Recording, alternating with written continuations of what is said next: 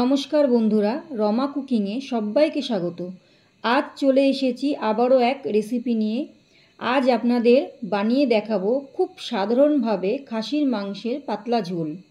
আজ আমি কোনো প্রেসার কুকার ব্যবহার না করে মাটন রান্নাটা সম্পূর্ণ কড়াইতে করে দেখাবো। চলুন তাহলে ঝটপট মাটনের রেসিপিটা দেখে নিই। খাসির মাংস রান্না করার জন্য এখানে আমি আলু কেটে নিয়েছি।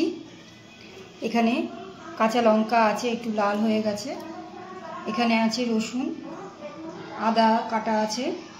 এখানে পেঁয়াজ কেটে নিয়েছি। এখন আমি আদা আর রসুন আর লঙ্কাটাকে মিক্সিতে পেস্ট করে নেব। কড়াই বসিয়ে দিয়েছি, গ্যাসটা অন করে। কড়াইটা গরম হয়ে গেছে। এবার আমি সরষের তেল দিয়ে দিচ্ছি। তেলটা গরম করে নেব। তেলটা গরম হয়ে গেছে। এবার কেটে রাখা আলুটা দিয়ে দিচ্ছি। আলুর মধ্যে অল্প করে একটু হলুদ দিয়ে দিচ্ছি, আর দিয়ে দিচ্ছি নুন। হলুদটা আলুর সাথে ভালো করে মিশিয়ে নিচ্ছি। গ্যাসের ফ্লেমটা জোরে দিয়ে আমি একটু আলুটা ভেজে নিচ্ছি। আলুটা ভেজে নিয়েছি, এবার আলুটা তুলে নিচ্ছি। এই তেলের মধ্যে দিয়ে দিচ্ছি অল্প করে হলুদ আর কাশ্মীরি লঙ্কার গুঁড়ো, তাহলে মাংসের কালারটা খুব সুন্দর আসবে। এবার আমি এই তেলে দিয়ে দিচ্ছি দুটো ফাটিয়ে রাখা এলাচ, দুটো দারচিনি আর 4টে লবঙ্গ, আর দিয়ে দিচ্ছি সাদা জিরে। ফোড়নটাকে একটু ভালো করে ভেজে নেব। ফোড়নটা আমি ভেজে নিয়েছি। ফোড়ন দিয়ে খুব সুন্দর একটা গন্ধ আসছে। এবার আমি দিয়ে দিচ্ছি কেটে রাখা পেঁয়াজ। পেঁয়াজটা লাল করে ভেজে নেব। পেঁয়াজটা ভাজা হয়ে গেছে। এবার আমি দিয়ে দিচ্ছি মশলা। গ্যাসের ফ্লেমটা একদম লো করে দিলাম। এবার দিয়ে দিচ্ছি আদা, রসুন আর কাঁচা লঙ্কা বাটা। দিয়ে দিচ্ছি 1 চামচ জিরের গুঁড়ো, দিচ্ছি ধনে গুঁড়ো, হলুদ গুঁড়ো দিয়ে দিচ্ছি, পরিমাণ মতো নুন দিয়ে দিচ্ছি।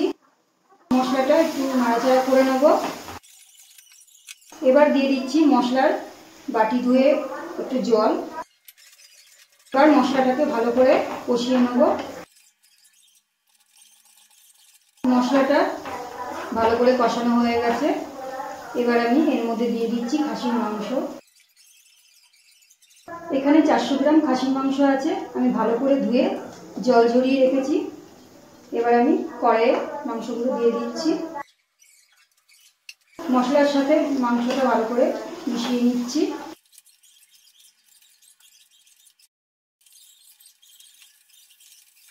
গ্যাসের ফ্লেমটা হাইয়ে দিয়ে আমি একটু মাংসটা নাড়াচাড়া করে নিয়েছি। এবার আমি মাংসটাকে কষিয়ে নেব। তার জন্য গ্যাসের ফ্লেমটাকে একদম লো করে দেব, আর একটা ঢাকা দিয়ে আমি আস্তে আস্তে কষিয়ে নেব। ঢাকনাটা একটু তুলে আমি আবার একটু নাড়াচাড়া করে নিচ্ছি। আবার একটু আমি ঢাকা দিয়ে দেবো, আর গ্যাসটা একদম লোতেই রাখা আছে। ঢাকনাটা আমি তুলে নিচ্ছি। ঢাকনাটা তুলে একটু নাড়াচাড়া করে নিচ্ছি। মাংসটা ভালো করে কষে গেছে। এবার আমি দিয়ে দিচ্ছি এর মধ্যে ভেজে রাখা আলুগুলো। ভেজে রাখা আলুগুলো দিয়ে আমি আরেকটু কষিয়ে নেব। আরেকটু আমি ঢাকা দিয়ে দিচ্ছি। ঢাকা দিয়ে আরেকটু কষিয়ে নেব মাংস আর আলুটা। আর গ্যাসের ফ্লেমটা লোতে রেখে দিয়েছি। ঢাকনাটা আমি তুলে নিচ্ছি। তুলে আরেকটু ভালো করে সব কিছু নাড়াচাড়া করে নিচ্ছি। এবার আমি এর মধ্যে দিয়ে দেবো গরম জল।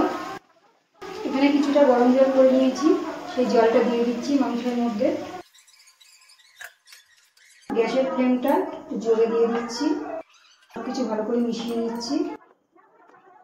ঝোলটা একটু ফুটিয়ে নেব, তারপরে আমি এটাকে ঢেকে দেবো সিদ্ধ হওয়ার জন্য। ঝোলটা ফুটে গেছে। এবার আমি ঢাকনা দিয়ে ঢেকে দিলাম, আর গ্যাসটা একদম লোতে দিয়ে মাংস আর আলুটাকে সিদ্ধ করে নেব। ঢাকনাটা এবার আমি তুলে নিচ্ছি।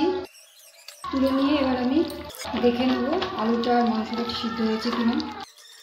আলু একদম সিদ্ধ হয়ে গেছে, মাংস একদম সিদ্ধ হয়ে গেছে।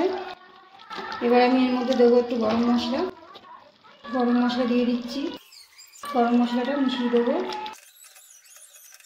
খাসির মাংস পাতলা ঝোল আমার হয়ে গেছে। এবার আমি গ্যাসটা অফ করে দিচ্ছি আর একটা পাত্রে নামিয়ে নেব।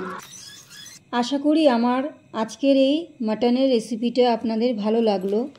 ভালো লাগলে লাইক করবেন, কমেন্ট করবেন, সাবস্ক্রাইব করে পাশে থাকবেন। ধন্যবাদ।